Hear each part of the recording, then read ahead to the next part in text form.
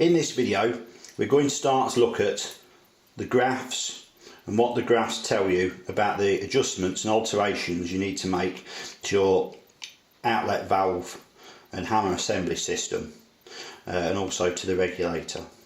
Now I can't stress enough how important it is that you make graphs, keep these safe, and every time you make an alteration to the compression of the springs or the travel of the hammer, or the pressure of the regulator, or the restriction in the transfer port, then when you do a graph, write these alterations on it so you can keep the graph, look at its shape, and then compare it to the next one when you've made some alterations, so you can see what you've done. And obviously also keep a record of how much you've compressed springs by. If they've got a spring adjuster screw, 1 turn, 2 turn, and make a note of that. So let's make a start. Now the first graph that we'll look at is hammer bounce, or say outlet valve and hammer bounce. This is very common once you've fitted a regulator into your rifle. It seems to be a bit of a nightmare, but it can quite easily be solved. One of the ways of solving it has other positive effects.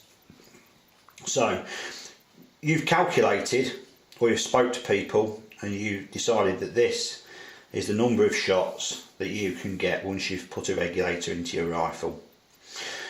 However, you've put the regulator in, and although the power is perfectly within the boundaries that you've set yourself on the goals, it doesn't get to the number of shots that you were expecting.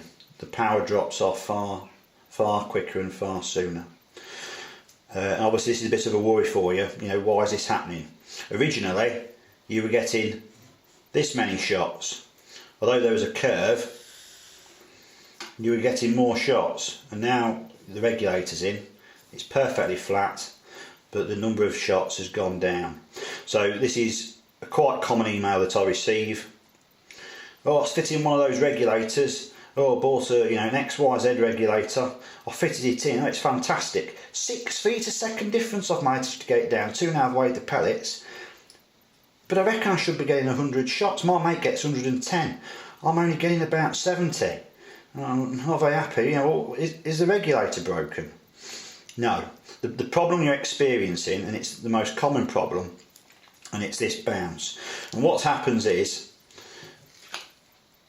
how do I explain this? The air, when you fire your gun, the air doesn't come out the outlet valve, up the transfer port, and then go and expand as it goes down the barrel. It comes out, goes around behind your pellet, and the air passes down the barrel as a slug of air, if that makes sense. So what happens is, you've got less shots because the hammer has bounced back and forth 3 or 4 times. So it's gone bang, 12 foot-pounds, bang, 9 foot-pounds, bang, 4 foot-pounds, bang, 1 foot-pound, and then it stopped. But it does that very, very quickly. So all you hear is bang when you fire the gun, bang. You don't hear every time you fire it as it bounces multiple times. It just goes bang because it happens so fast. Now, because it's a pulse of air pushing one pellet, although it's followed by other pulses, it doesn't put the power up, it just wastes air. So to get over this, what you need to do, there's two things. The most basic thing is to increase the compression on the outlet valve spring. Now doing this obviously has a knock-on effect, so that you'll have to either open up the transfer port screw or open up the transfer port size, or compress the hammer spring, or let the hammer travel further to overcome the increased compression. But it's when the system hits an area where it's happy to oscillate, the air pressure in here bounces and everything's just right, and it goes bang, bang, bang, bang, bang very quickly. So you just need to alter that by generally increasing the compression on the outlet valve spring, and then make the other adjustments accordingly. The other way to get around this, and the better way, if you can get one or manufacture one, people do them for the air arms, is to get an anti-bounce hammer. And we'll talk about these in another video. But it's generally a hammer which is in 2 parts or 3 parts. And what happens is the hammer starts to go towards the outlet valve, part of the body stops, and then the second part continues and strikes the outlet valve stem end, except the part that's hit it is a loose wobbly part, and so it cannot bounce back because it's not under any compression from the spring. So if you've got an air arms, if you get one of these off somebody, they're absolutely fantastic and do put the shot rate up quite a bit. You can get quite a number of more shots, and if it's all tuned correctly once one's fitted. So this is the first thing that you're most likely to come across when fitting a regulator. The only other thing I'll say is just check before you start doing any big alterations that you're not being overly confident and that you can get the amount of shots that you wanted.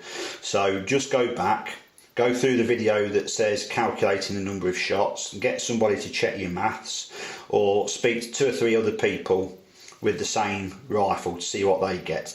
Now it's important you speak to 2 or 3 people because we're all full of bull, and your mate, obviously he wants to have a better rifle than you, and so you might say to him, I'm only getting 70 shots. And just to wind you up a bit and make you think his gun's better, he'll say, oh, I'm getting 120, where really he's not, he's getting 90. So, you know, ask 2 or 3 people and get a general opinion of how many shots you should be getting. And once you've confirmed that, then make these alterations, and that should sort out the valve and hammer bounce. And that's the main big problem that you're going to come across solved.